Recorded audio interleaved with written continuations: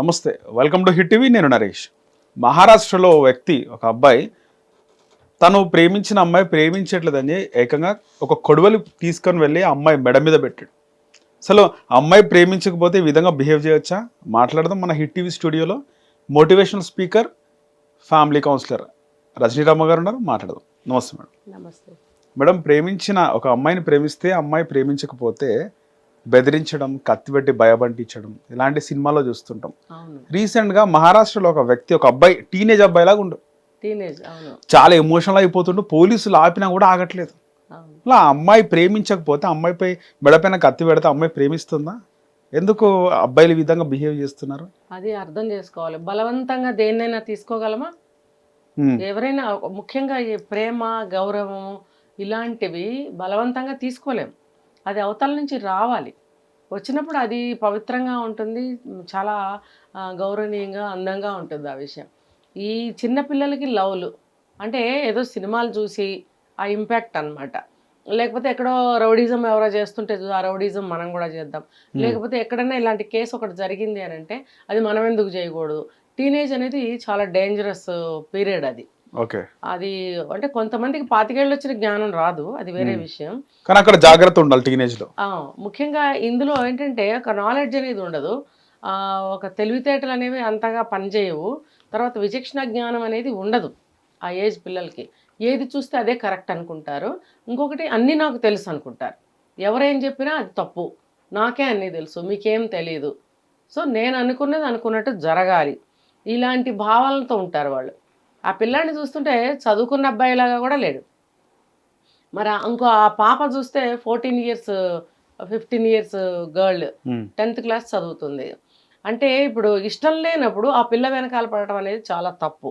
రెండోది ఏంటంటే చిన్నపిల్ల వెనకాల పడటం ఇంకో తప్పు.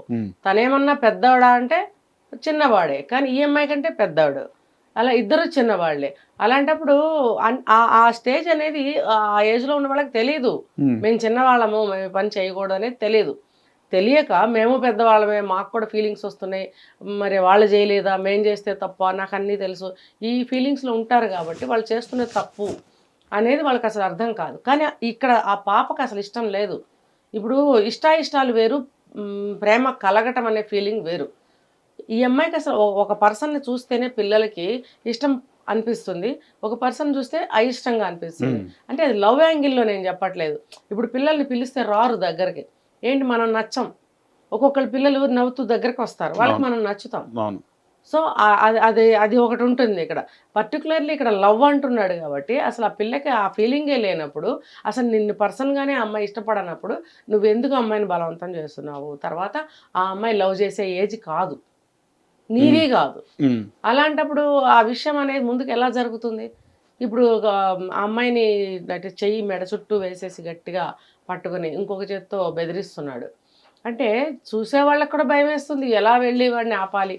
మనం చూసాం ఆ వీడియోలో, అందరూ చూస్తూ నుంచున్నారు. ఆ కాంపౌండ్ వాళ్ళు బయట నుంచి చూసుకుంటూ వెళ్తున్నారు, చుట్టుపక్కల అందరూ వెళ్తూ అంటే వీడికి చాలా థ్రిల్లింగ్గా ఉందన్నమాట.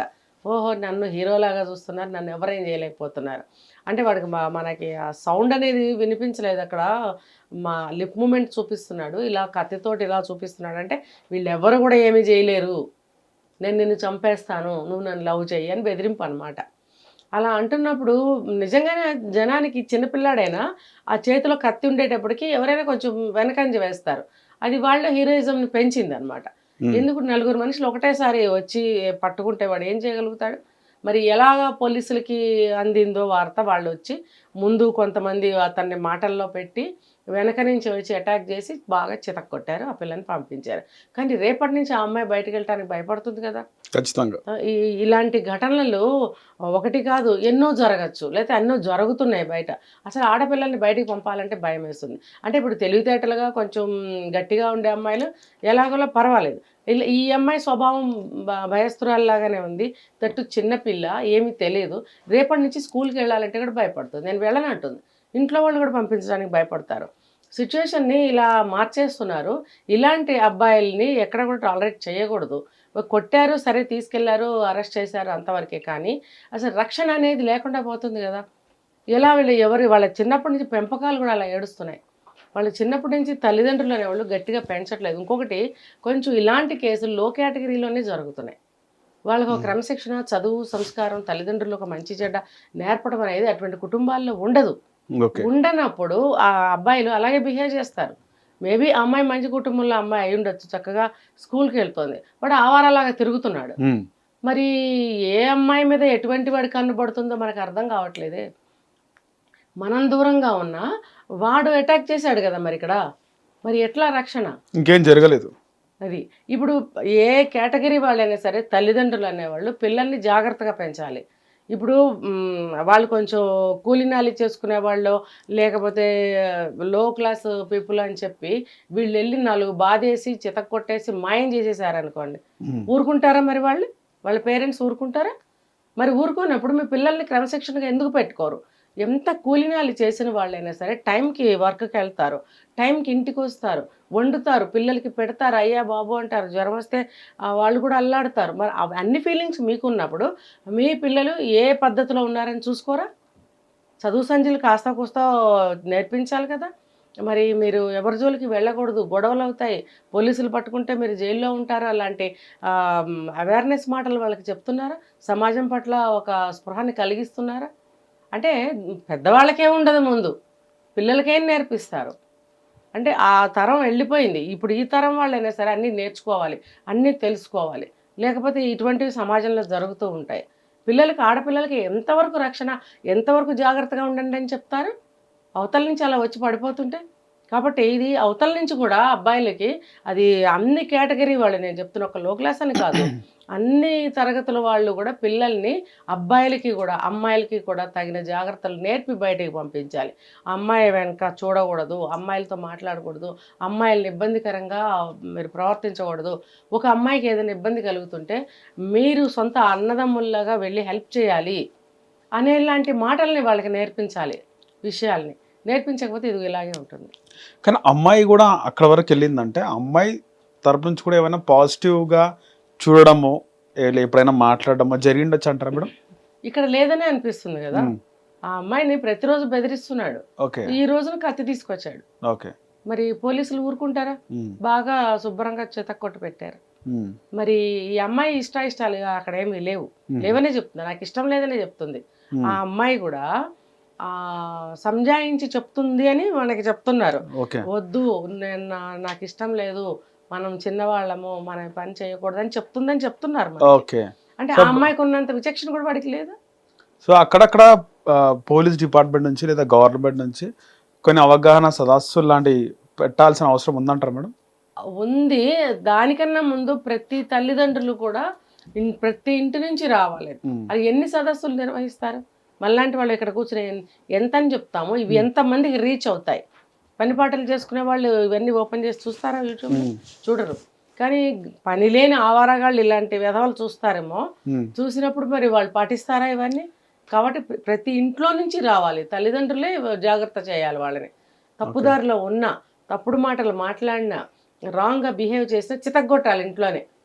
ఇది పద్ధతి కాదు అని ప్రతి ఇంట్లో నుంచి రావాలి ఆ డిసిప్లిన్ అనేది. అప్పుడు బయట జాగ్రత్తగా ఉంటారు. రాజకీయ నాయకులు కూడా ఎన్నికలప్పుడు యువతని వాడుకుంటుంటారు, యూజ్ చేసుకుంటుంటారు. ఎన్నికలప్పుడు జరిగే కార్యకలాపాలన్నీ మీకు తెలిసి, అలాంటి వాళ్ళు ఎన్నికలు అయిపోయిన తర్వాత అయినా కూడా కొన్ని యువత మంచి దారిలో పోయి రీతిలో వాళ్ళు ఏవైనా మాట్లాడడం కానీ ఇలాంటి సదస్సులు పెడితే కూడా బాగుంటుంది కదా మేడం? బాగుంటుంది. యువతకి ఎప్పుడైనా సరే దేశానికి ఉపయోగపడే పనులు యువతతో చేయించాలి. దేశానికి సంబంధించినటువంటి స్పృహని యువతలో కల్పించాల్సిన బాధ్యత గవర్నమెంట్, అంటే రాజకీయ నాయకులు ఈజ్ ఈక్వల్ టు గవర్నమెంట్ అనే చెప్పుకోవచ్చు. మరి ఒక రాష్ట్రాన్ని పాలించే వాళ్ళు రాజకీయ నాయకులు అంటున్నాం మనం. ఇప్పుడు ఒకప్పుడు పరిపాలించే వాళ్ళని రాజులు, చక్రవర్తులు అనేవాళ్ళు. ఇప్పుడు మారిపోయింది కాబట్టి కాలము, రాజకీయ నాయకులు అంటున్నాం, ముఖ్యమంత్రి అంటున్నాం, ఇలా పేర్లు మారిపోయాయి. కానీ వాళ్ళు పాలకుల చేతుల్లోనే ఉంది ఒక రాష్ట్ర సౌభాగ్యం. ఒక యువత ఉంటేనే రాష్ట్రం గట్టిగా ఉంటుంది, రాష్ట్ర సౌభాగ్యం బాగుంటుంది. మొత్తం చెప్పాలంటే ఒక దేశ భవిష్యత్తు యువత మీదే కదా ఉంది.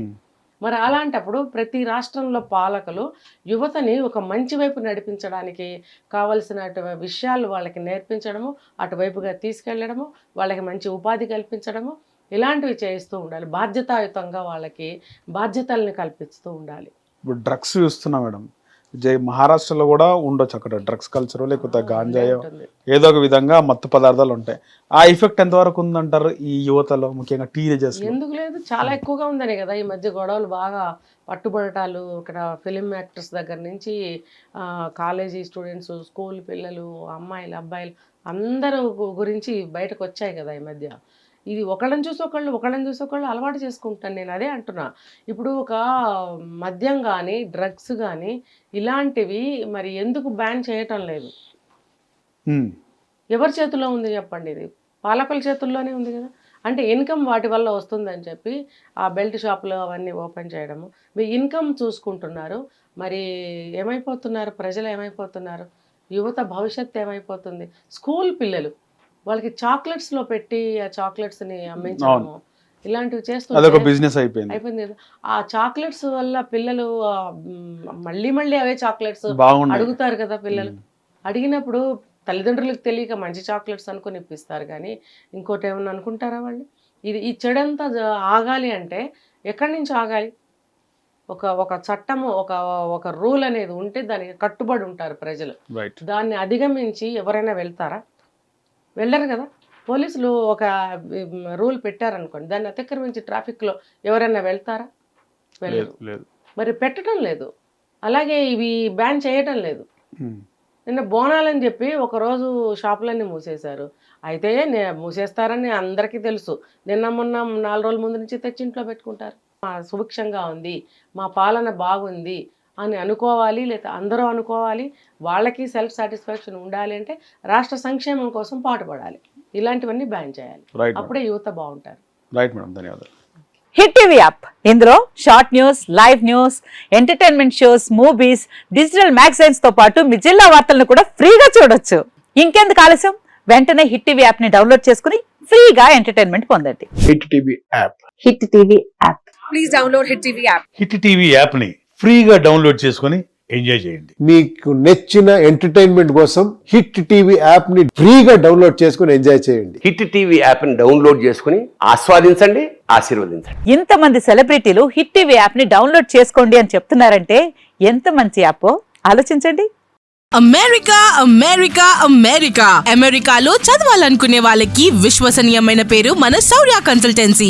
UK లో 1 year masters, UK లో 1 year masters, 2 years work permit up to 5 years visa. Contact Saurya Consultancy. Contact 89851 89851.